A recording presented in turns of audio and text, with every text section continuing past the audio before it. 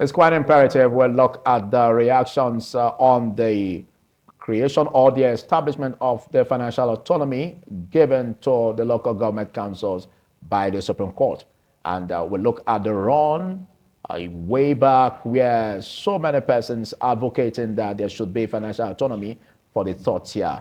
And it's heaven's breath that we have the former Norge president, captured from 2013 to 2019 as the Norge president, that has been at the forefront fighting for the autonomy for local government councils, financial autonomy, I mean. And he is no one else but Comrade Edward Young. Thanks for joining me, Comrade Edward. Thanks for having me here.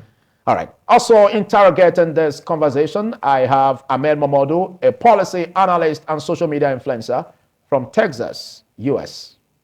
Good morning, Ahmed. Good morning, Philip. Good morning, viewers. Thanks for holding on, Ahmed. Now, let's quickly look at your reactions. A journey that you started long ago, and you fought hard to make sure that financial autonomy is granted to, the third-tier government, has just been announced. And some say kudos to the president for making this happen. What's your reaction, and what are the accolades you have for the president in this regard? Well, we are indeed very grateful for this job well done by our president. And in fact, it has been a struggle for over 2 decades now. Since 2001 or so, we've been fighting for the autonomy of local government. And it's quite surprising that the president had a way of going around the National Assembly and state assemblies to ensure that we have this autonomy. The battle is not over yet, because we know there are still some hurdles to cross, such as now that you have the autonomy, we're still equally fighting that INEC, national INEC, should control the elections in all the local government councils. Still having the states conducting election is like just having a whip behind you and you're asking a dog to come closer. And so to us, we just want the Attorney General of the Federation to move another step higher by ensuring that INEC, the national INEC, conducts election in all local government councils across the country. Then we'll be sure that we are heading towards the right direction. For now, some of the governors are laying ambush on how to really look for another way of getting in. But this national election conducted by INEC in all the states will help a long way in ensuring it. Yeah, I think you are talking about the aspect where one would say it's one thing to grant financial autonomy to the local government councils. It's another to demand political autonomy. Because if we look at the challenges facing this, if there's no democratically elected, local government at that level of top tier, Sure. it will still bring about the control of the state in that regard.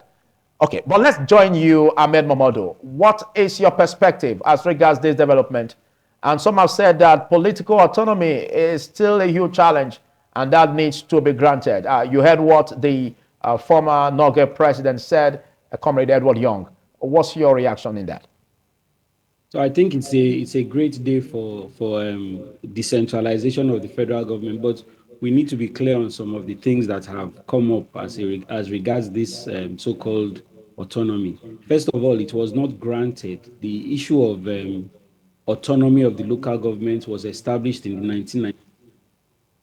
All the Supreme Court. Okay, I think we are yet to get him established. Okay, we have you. We have you, Ahmed Mamadou. Let's get your reactions, please. Can you hear me? Okay, yes, go ahead. Go ahead, Ahmed. Yes. So,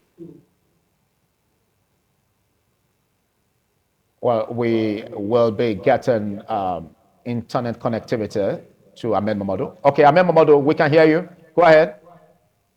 Hello, Philip, can you hear me? Go ahead, Ahmed Mamadou. Okay, so we're talking about financial autonomy for local governments. We need to be clear. Financial autonomy has been part of local government from the 1999 Constitution, but we've had a problem in the breach of the practice. So what the Supreme Court has done in this case is to say we've been having so many problems in implementing this. what are we going to do to find a solution? And so they've come out and now clearly stated that the conditions of financial autonomy is number one, the local government must be democratically elected. The government at that local government level must be democratically elected. Otherwise, the accountant general is permitted to withhold the funds of that local government.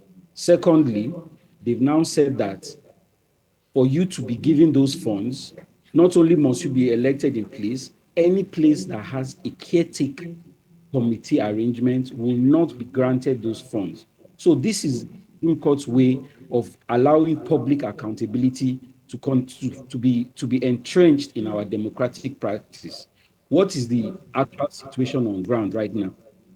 We have a situation where out of 36 states, only 14 have constitutionally elected and democratically elected governments at the local government level. This is a breach. This is where the Supreme Court is trying to step in and correct the problem that is going on right there. So, what is supposed to be the normal thing? The monies that are taken out of federal allocation should be shared between the federal government, the state, and the local government. I think we are currently talking about a ratio of 40, 25%, and 20% or something in that range. But what you find is that when these monies are shared to the state government, who is supposed to have a joint account to the local government, these monies are not now taken to their final destination of the local government. So what do you have? Lack of development at the local level. The local government is supposed to be the final, the first point of contact of the citizen with democratically elected government. And they have so many responsibilities they are now not able to provide because they are not being properly funded at the current, as it currently is. We have teaching, we have roads, we have markets, and so many other things that the local government is supposed to do to bring security, to improve the quality of life of citizens at that level. So I think it is a laudable thing that the Supreme Court has done to highlight the emphasis and emphasize that you must be democratically elected and it is illegal for you to have caretaker council in place when there should be democratically elected people. If you heard him again, he also spoke about the need to have a proper election where not the state's election body conducting it, but rather the national. So I want you to speak to that. That's fantastic. That's the second leg of it. So what we currently have is the state electoral commissions conduct elections to the local government, and we have that in the breach too. There is none of the elections that has been conducted where the ruling party doesn't practically take all the local governments. If you use Edo State, for example, 18 local governments, and all of them are even strongholds of other political parties were won by the ruling party. So if, like the other gentleman said, these elections are now conducted by the INEC, I think we will now see more transparency. We will now see the involvement of people of more, let's call it more professional caliber that can come down to the local government level and bring up the level of governance directly so that the people can see the impact of democracy. Not just that, there will be also at that level, we will now be able to see the interaction between the citizens and their governors and their, sorry, not governors, their local government chairmen, because they live among them. They feel the pulse of the people. They know the development that the people need. They know the things that they can do to bring development right down to the grassroots level. So this is a fantastic day as long as we are now able to see government implement this thing. So what is the consequence of this judgment? Immediately we have out of 36 states, Philip, 36 states, only 14 states have elected local government officials. So immediately, all the rest of those states are not going to have allocation starting from the end of this month. This is a huge thing. So all these governors are now going to run and go and try and cover their tracks and get elected people in place. Otherwise, they will not be given any funds. That's the simple import of what the Supreme Court has said. It's a fantastic day. It's a fantastic judgment, and we all should be very happy. Okay, let's look at the other side of the argument, where the Pan-Yoruba sociopolitical organizations, Afenifere, also said through their leader, Ayo Adebanjo, that it's a disgrace to democracy to have this development where, financial autonomy being given to the local government councils, that it is against the Constitution as regards the Section 2, subsection 2 of the Constitution, where it states that the Federal Republic should have a two-tier system of government, where you have the federal and, of course, the state. How do you speak to this? Well, right from 1999, we've been having these tiers of government. And I've never seen anybody or group going to the court to challenge the tier system of government. Now that we have autonomy for the local government, a group is coming up to say, no, it's against the spirit of federalism and all. You see, we cannot be running from pillar to post. Let's stand somewhere. All we want, whether Afenefere or whatever group, is democracy to the grassroots. Now that we have it, let us encourage it, see where it takes us to. But Noge, we strongly believe that if democracy is taken to the grassroots, based on the direction the president of the country is taking now, it will help Nigeria better. Because you look at a situation now where you don't have, out of 36 states, only 14. You know what the rest state government are going to do? That comes back to my earlier suggestion, that INEC should conduct all the elections throughout the local government in the country. Because now the other states, what they are going to do is to arrange an election by their own electoral body and put in their stooges to continue perpetuating the story or the way of life they've been doing before. So if they do that, the financial autonomy won't make any sense. It won't make any sense. Because they can easily say, you go bring the money and get it back to us, and then we'll help you manage it. You will sign a contract before they nominate you to contest, to say you must be returning this to us. And once that one is done behind the closed door, they'll come out and say they won the election. But if INEC is conducting it, then everybody, you don't know, you are now accountable to the people. As far as the local government is concerned, they are not accountable to the people. They are accountable to powers that installed them. You just struck my fancy by that accountability. And Ahmed Momodu, a lot of persons are also saying that how accountable will the local government be looking at this development? Some have said that the whole issues of corruption tendencies trailing local government councils in Nigeria is still biting hard. And if this comes full-fledged, it could be difficult for us to still have local government authorities that will stick to the principle of accountability, where we now have challenges of misappropriation of funds. Now, how can we hold the third tier accountable under this arrangement? I can't hear what you're saying. We're looking at how to hold the third tier accountable. If they now have their allocations coming to them directly, how do we check against misappropriation of funds? How do we check against corruption tendencies? Because that has been the web, even cutting across the 704 local governments of the Federation.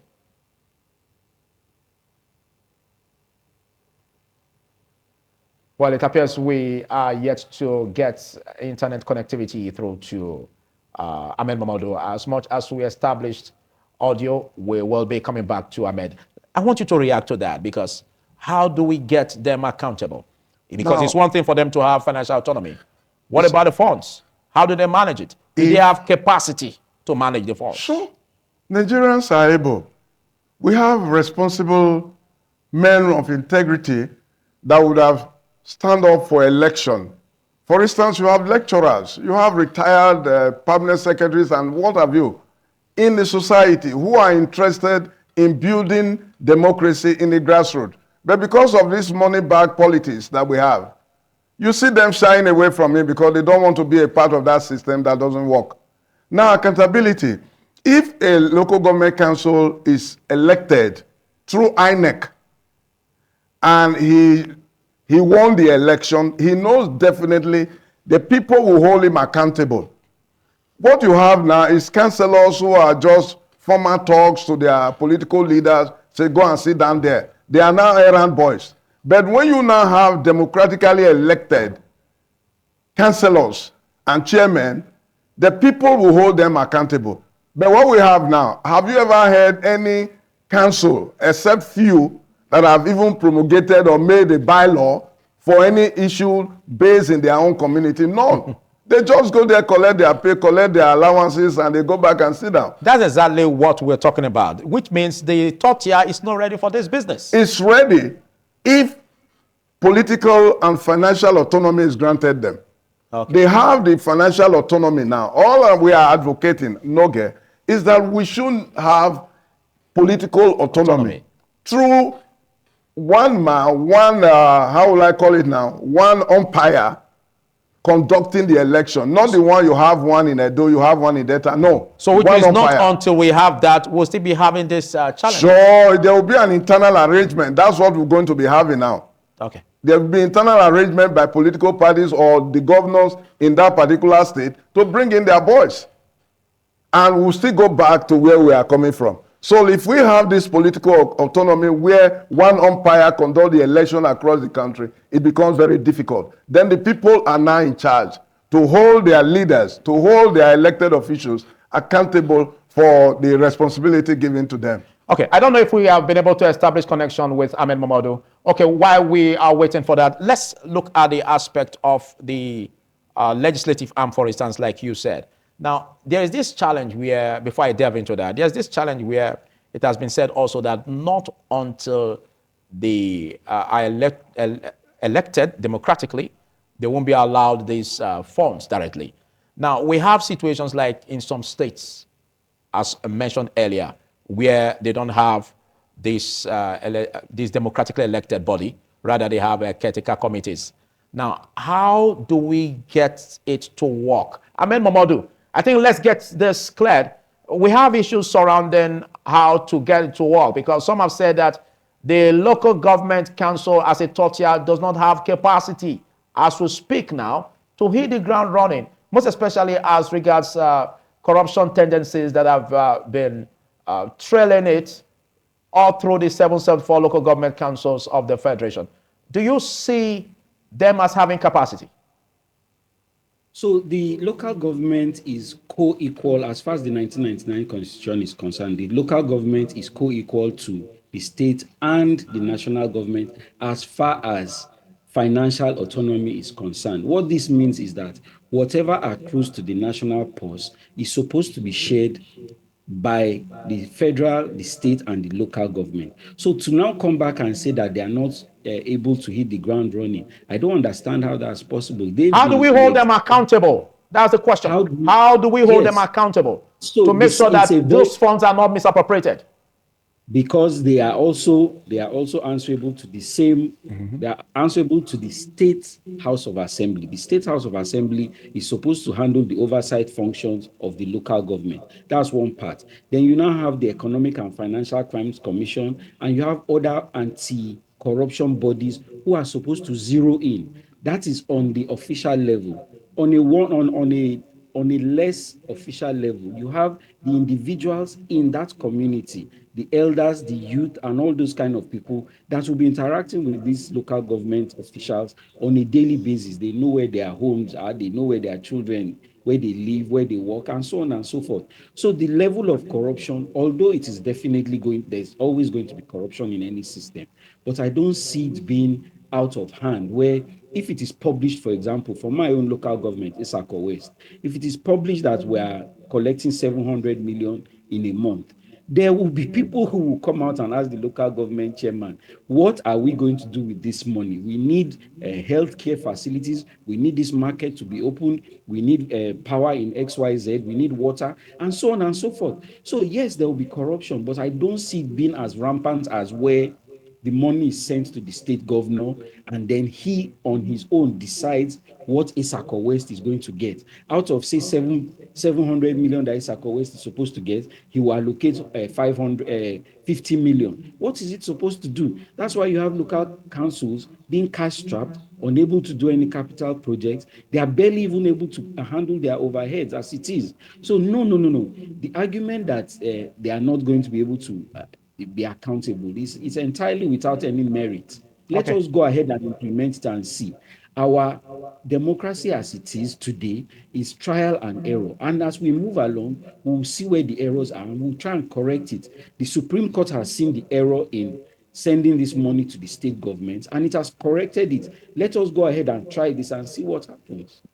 Okay, let's look at the challenge where at present some states where that have caretaker committees, instituted at the local level, the third tier, will not be able to access these funds.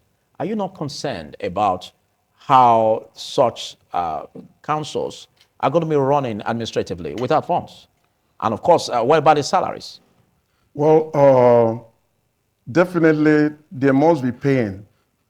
And this is what Noge has been fighting for over 2 decades now, to ensure that local government have autonomy. Now you imagine a governor that is elected by the people, but yet, as far as local government is concerned, he feel it convenient to have caretaker. And he will tell you he's a Democrat. You see, these are the problems we have in the system. And I take exception to the fact that when you talk of corruption, you are sticking it to the local government. How many local government chairmen have the EFCC have in their list? You have over 50 state governors, past and present, on EFCC list. Maybe it's because they've not been getting their funds directly, but now that they are getting, there could be issues indirectly. Well, let it come, but for now to stick it to local government and say corruption, local government, corruption. No, it is the state that is corrupt, not local government. Have they been given responsibility and they failed? Now this is the first time they are going to be given the responsibility. So it is wrong to just conclude and say local government, they are corrupt. When you give them more, they are corrupt. If you heard what Ahmed Mamadou said, when we talk about corruption, it's difficult for you to exempt anyone or any office. Sure. Now, we are looking at the ways to manage the common patrimony of the people who pay taxes, because the money that will be getting to the third tier is as a result of the common patrimony of the people. And so the people are concerned about how to manage these resources properly, because you made mention of the fact that even the legislative arm at the third tier has not been properly constituted, where we have round pegs in round holes and square pegs in square holes. If we don't have that, how then are we sure that the common patrimony of the people can be managed judiciously? That is why we're talking about political autonomy. If the election is conducted by ANEC, an opposition to the state is in power in one local government or the other, the people will hold them accountable. But we have never had such a scenario where the chairman is truly elected by the people, for the people, and in the interest of the people in the system. So this is the first time we're going to have it. So let us see what happens. And I'm assuring you that the local government is not as corrupt as the state government. So the question of just saying local government is corrupt, I worked there for 35 years. But I know the pressure of the state on local government councils. So to just say local government council, if you give them money, they are not riffraffs. You have people in the local government who can manage resources. But because they are not given opportunity, they bring in their stooges, they bring in their political talks to stay there, the errand boys. That is why the system is not working. But I want to thank the president and the Supreme Court for such a bold step. It's taking Nigeria in the right direction, and I assure you, if political autonomy is granted, Nigerian local government will be the true picture that we really expected of democracy. Thank you. Well, just like they say, it's not Uhuru yet. Let's get your final remarks on this, Ahmed Mamadou, basically on how to get political autonomy, because the third tier is in a hurry to get its feet on the ground in order to make sure that development comes to the grassroots. So what are your urges for the government, most especially under President Bola Tinubu, to make it work for political autonomy to be granted just now? So like the other gentleman said, we need to keep pushing and push them in the direction of having centralized electioneering, centralized elections managed by the INEC, so that we can see the results, so that people can come out, vote, and be confident that they are voting for whoever they are voting for will emerge. Now, that's one part of it. Secondly, the people themselves need to be more involved in governance, so that the government too can see that even if they take they have the political backing, it will not be wasted. We have a situation where there are so many interests that are even trying to sabotage. For example, you've had some of these governors come out and make funny remarks like, how does this help? Governance is a continuous process. We need to keep on tweaking it, finding the way to get results to the people. That is what the democracy is about. So anything that is going to impact the people should be encouraged. We need to say kudos to the government and let them keep on pushing. We want also, as we've gotten financial autonomy, we need political autonomy. Thank you very much, Amen Momodu. Thank you for taking our time to be part of this. What are your final words on this? Well, I want to appreciate our heroes that have been in the struggle for local government autonomy, particularly our late President Ibrahim Kalim, who led the struggle right from his tenure till when he passed on. I want to thank the Supreme Court and the President of our country for taking this bold step. We are asking that the Attorney General should go forward and ensure that political autonomy is granted to local government councils. Thank you very much, Comrade Edward Young. Comrade Edward much. Young was the former president of Norgay 2013 to 2019. That's it on the segment.